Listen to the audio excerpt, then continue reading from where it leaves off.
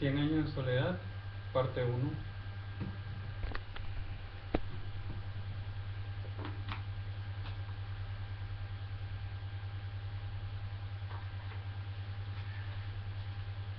Muchos años después, frente al pelotón de fusilamiento, el coronel Aureliano Buendía había de recordar aquella tarde remota en que su padre lo llevó a conocer el hielo.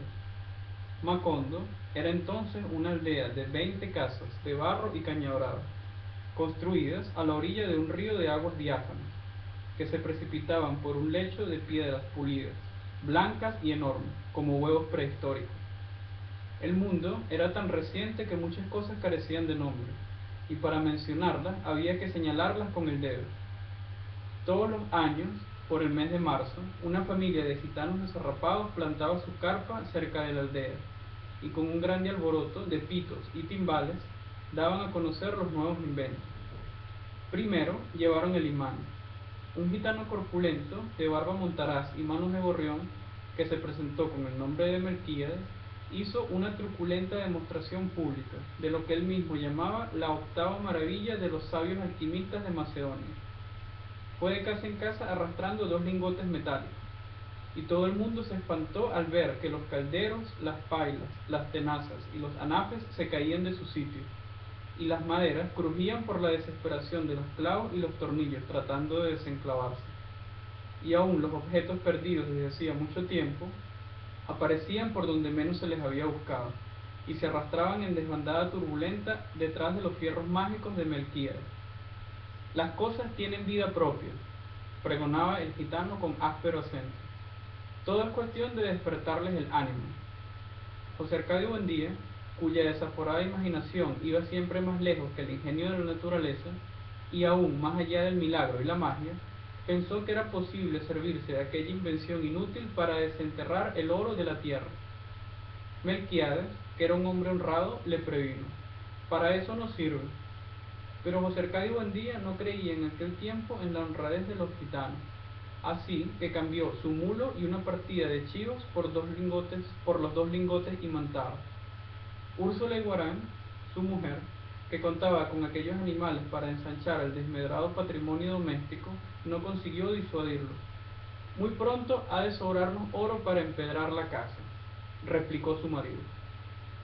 Durante varios meses se empeñó en demostrar el acierto de sus conjeturas. Exploró palmo a palmo la región, inclusive el fondo del río, arrastrando los 2 lingotes de hierro y recitando en voz alta el conjuro de Melquíades. Lo único que logró desenterrar fue una armadura del siglo XV, con todas sus partes soldadas por un cascote de óxido, cuyo interior tenía la resonancia hueca de un enorme calabazo lleno de piedra. Cuando José Arcadio Buendía y los 4 hombres de su expedición lograron desarticular la armadura, encontraron dentro un esqueleto calcificado que llevaba colgado en el cuello un relicario de cobre con un rizo de mujer. En marzo volvieron los gitanos. Esta vez llevaban un catalejo y una lupa del tamaño de un tambor, que exhibieron como el último descubrimiento de los judíos de Ámsterdam.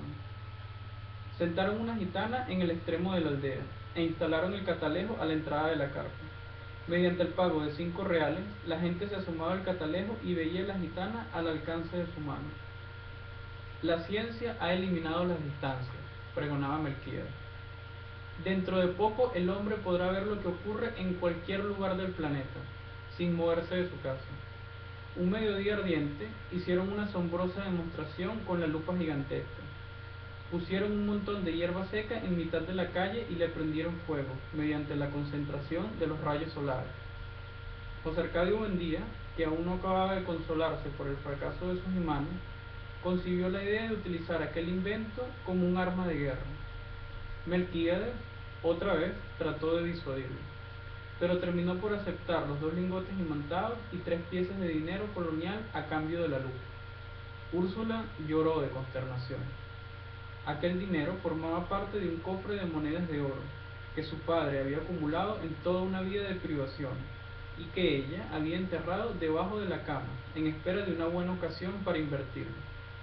José Arcadio Buendía no trató siquiera de consolarlo, entregado por entero a sus experimentos tácticos con la abnegación de un científico, y aún a riesgo de su propia vida. Tratando de demostrar los efectos de la lupa en la tropa enemiga, se expuso él mismo a la concentración de los rayos solares y sufrió quemaduras que se convirtieron en úlceras y tardaron mucho tiempo en sanar.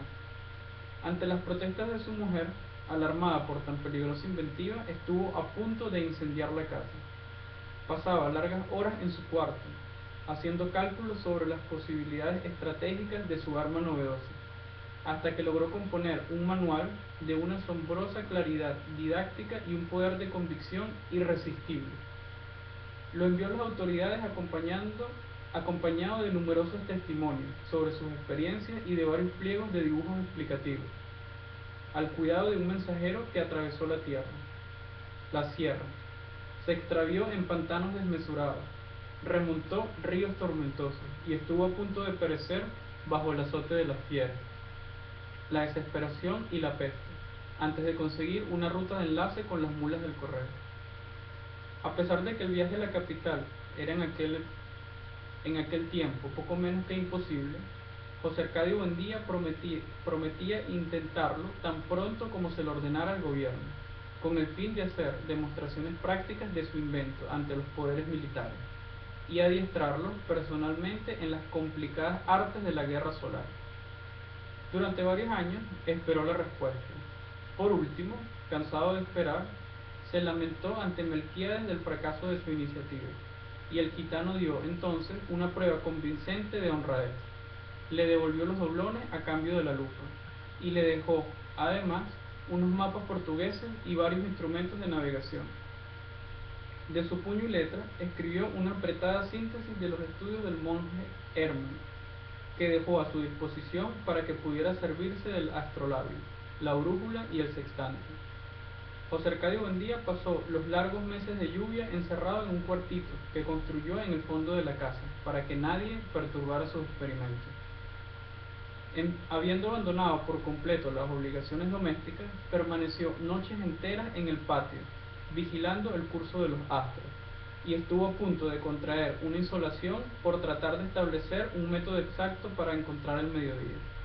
Cuando se hizo experto en el uso y manejo de sus instrumentos, tuvo una noción del espacio que le permitió navegar por mares incógnitos, visitar territorios deshabitados y trabar relación con seres espléndidos, sin necesidad de abandonar su gabinete. Fue esa la época en que adquirió el hábito de hablar a solas, paseándose por la casa sin hacer caso de nadie, mientras Úrsula y los niños se partían el espinazo en la huerta, cuidando el plátano y la malanga, la yuca y el ñame, la auyama y la berenjena.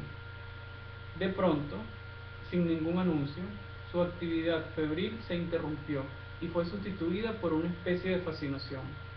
Estuvo varios días como hechizado, repitiéndose a sí mismo en voz baja un sartal de asombrosas conjeturas, sin dar crédito a su propio entendimiento. Por fin, un martes de diciembre, a la hora del almuerzo, soltó de un golpe toda la carga de su tormento.